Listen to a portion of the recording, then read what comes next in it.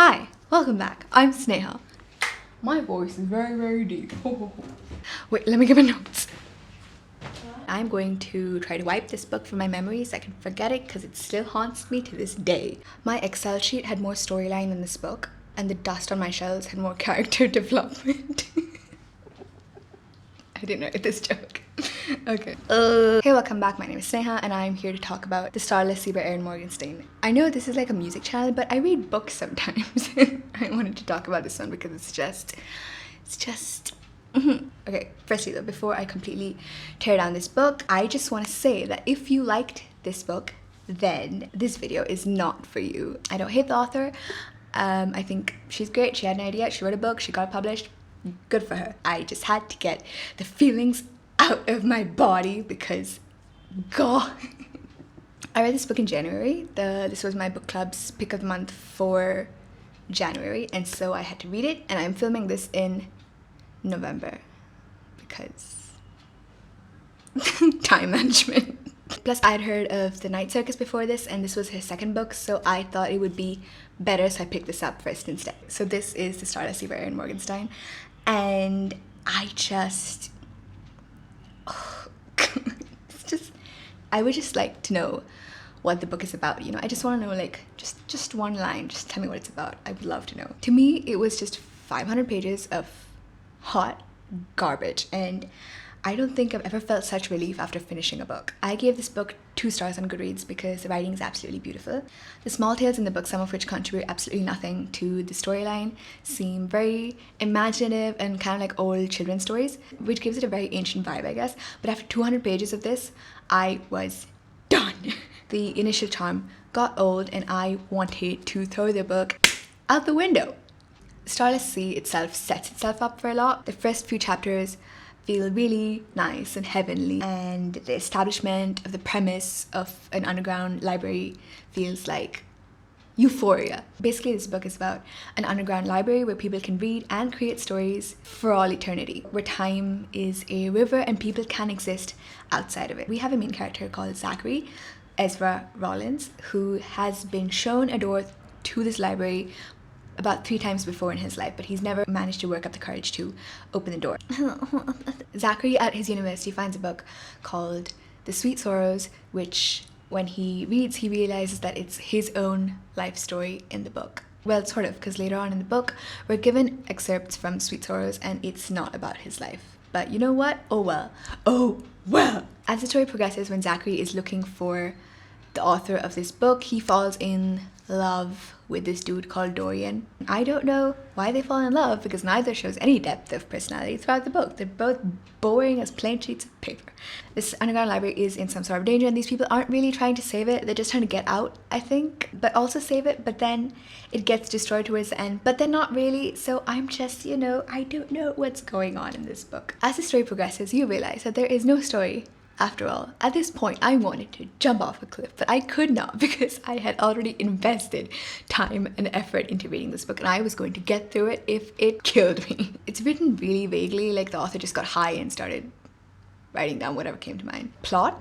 Where? Character development? Never heard of her. World building? Initially good, and then absolutely terrible. I don't understand how you could take something that is a really good idea and just turn it into absolute like hot garbage. Everything and nothing is imagined at the same time. It made me want to never read again. It makes little to no sense most of the time. I have no idea what this book is about and I read the whole thing. It's 500 pages. I would say like even like 100 pages of this is too long and 500 pages is just too long. I'm glad that I got to the end of it and that the story like tied up, sort of. Well, not really. What went down? Who knows? I could wax poetic about how it's a metaphor for stories, about how they have no beginning and no ending, how where one ends, the other begins. And everything is a metaphor for everything else, and maybe life has no meaning after all. But I'm just not in the mood to be pretentious twat at the moment.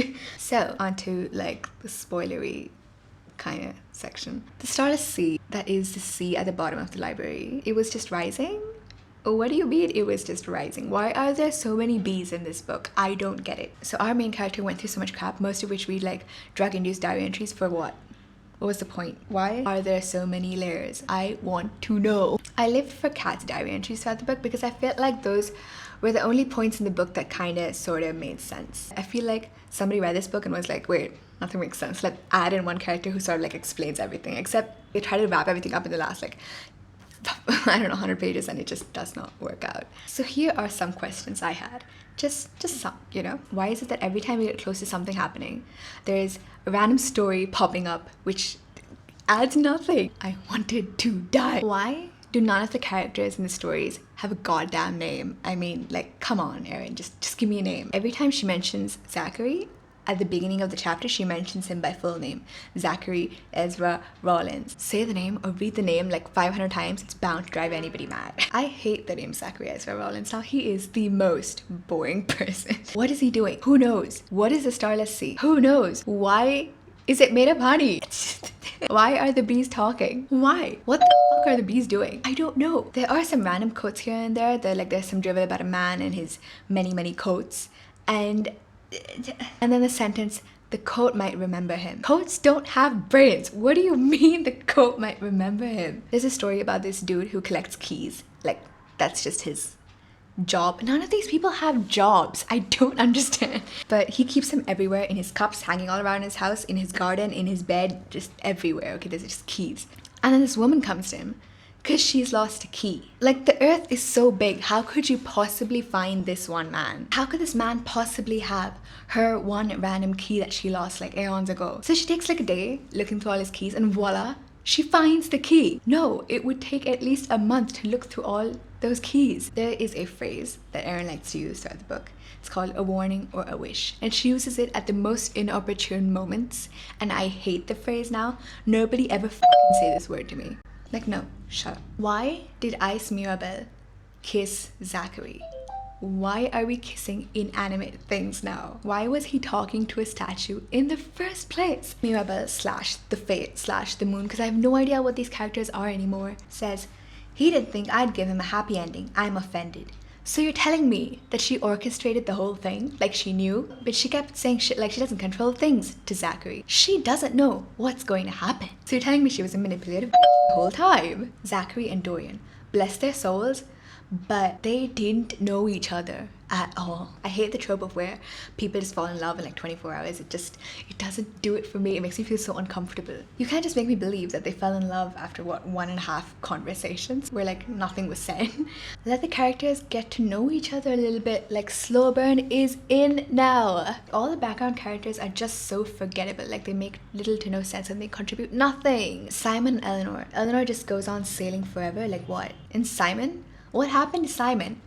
I don't know. Erin just like threw him out the window when the book got over. I have no idea what happened to him. The phrase, something has changed. What do you mean something has changed? You just did all this drama to get two souls together, Zachary and Dorian? Mirabelle and the Keeper? Fate and Time? The pirate and the girl and the Keeper of Keys? Who? What happened to the girl whose mom took her to the mountain because she thought she brought bad luck? Why are there random things coming after Dorian? Why did he randomly find Zachary, assumed he was fake, and stabbed him? If he got to keep Fate's heart, then how is Fate alive without it? How did the innkeeper's wife have Fate's heart in the first place? Is she the story sculptor? But I thought the story sculptor was also Mirabelle. And if she's the story sculptor, how did Dorian figure out how to open the box? She made it such that she could only open it. But Dorian thinks he needs to put in a mouse, and the innkeeper talks about live mice. Then his wife, the Moon, gives him a statue of white mice. Why does Dorian think the box needs mice anyway? Like, what are these people's brains? Fate is supposed to pull herself together from time to time, but she's there all the time. Is the Keeper Time? Because Fate and Time fell in love? Who were the two random women who came to the inn and just talked? Mirabelle owed Zachary a dance, so the bees make some place for her to come, because apparently when she can come there, they dance there, but then she leaves, and then Zachary sees the sea rising, then he jumps for a boat from the roof of a dollhouse, then misses and drowns. But then Dorian puts in Fate's heart into fake Zachary that he stabbed, and then suddenly Zachary's fine again. What is this book? Who wrote the notes to Kat? I thought the sea destroyed everything. Who is Jocelyn Keating? Allegra, who is this other random woman, she died even though she and Dorian jumped from the same height, but then Dorian was fine. The ending. The author was just like, I'm bored, boys. The story ends here. Fuck it, let's go home. Mirabelle at the end saying, oh, I didn't have time to change. Bitch, what are you talking about? Nobody knows what you're talking about. I feel like the story sets itself up for a lot and for like a really splendorous, adventurous novel thingy, but then the author decided to write it in such an abstract format that nobody knows what's going on. But yeah, I hope you enjoyed. I'm going to try to wipe this book from my memories so I can forget it because it still haunts me to this day. Goodbye. Times were swallowed up in space. We're here a million miles away.